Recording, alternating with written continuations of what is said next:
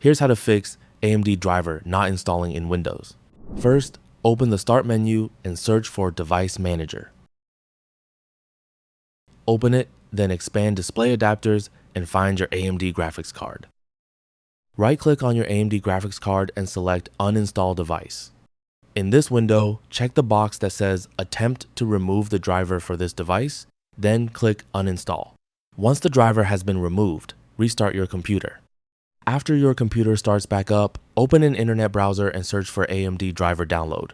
Open the official AMD website from the search results. Scroll down to the Windows 10 and Windows 11 section and select Download Windows Drivers. Once the download is complete, open your Downloads folder and run the executable file to start the installation. If the automatic driver tool doesn't work, you can manually search for your specific AMD graphics card and select the correct product from the available options.